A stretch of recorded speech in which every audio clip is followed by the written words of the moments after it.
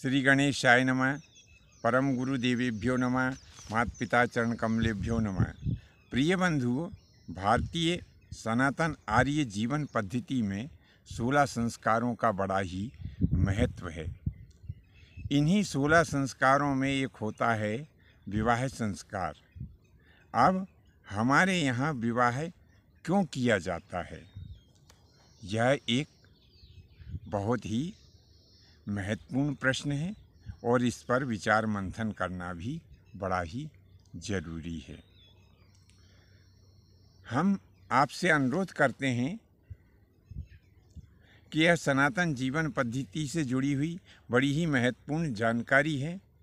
आपसे हमारा हाथ जोड़कर अनुरोध है कि आप इसको ज़्यादा से ज़्यादा शेयर करें ताकि लोग अपने धर्म के बारे में जान सकें कि विवाह क्या है और विवाह का क्या महत्व है और विवाह करना क्यों ज़रूरी है। आशा ही नहीं, पूर्ण विश्वास भी है कि आप हमारे इस वीडियो को ज़्यादा से ज़्यादा शेयर करेंगे। तो विवाह कोई एक वासना पूर्ति का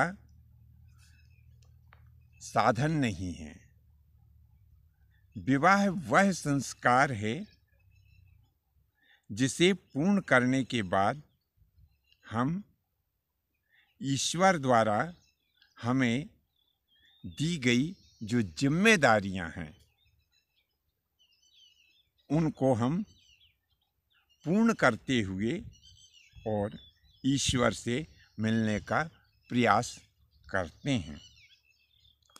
जब हम विवाह संस्कार करते हैं तब इसके पूर्व हम कुछ प्रारंभिक तैयारियां भी करते हैं।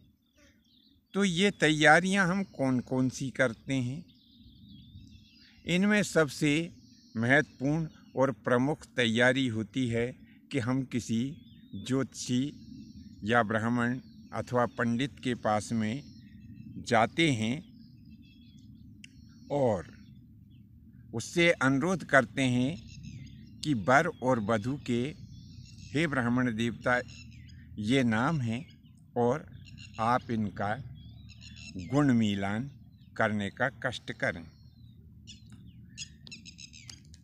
तो ये जो मिलान किया जाता है इसमें अधिकतम 36 गुण होते हैं और कम से कम 18 गुण होना परम आवश्यक है। तब वो ब्राह्मण, वो ज्योतिषाचार्य हमारी बात को सुनता है और सुनने के बाद में अपने ज्योतिष के अनुसार दोनों के नामों को माध्यम बनाकर और वह गुण मिलान करता है। तो जब ज्योतिषाचार्य हमसे ये कह देता है, सबसे गंभीर बात यहीं पर है और यही बात सबसे ज़्यादा विचारणीय भी है कि ऐसा आखिर क्यों होता है। जब ज्योतिषाचार्य ने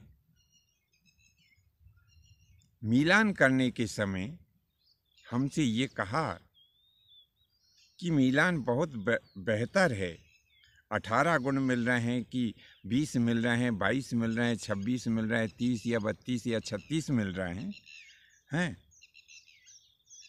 तो बेहतर एक मिलान मिलने के पश्चात भी हमारे सनातन हिंदू समाज में, सनातन आर्य समाज में, हिंदू समाज में यह तलाक के मामले क्यों बढ़ रहे हैं? जब मिलान अच्छा मिला है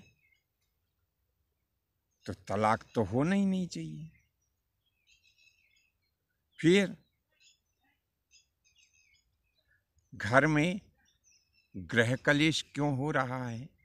भाई मिलान तो अच्छा मिला है, लड़ाई नहीं होना चाहिए, लेकिन आए दिन पति और पत्नी में मनमुटाव और दांता किच्ची क्यों बनी रहती है? संतानें क्यों नहीं हो रही हैं? घर में सुख क्यों नहीं है? ये सब बड़े विचारणीय पहलू हैं। यदि कोई विद्वान श्रोता के पास में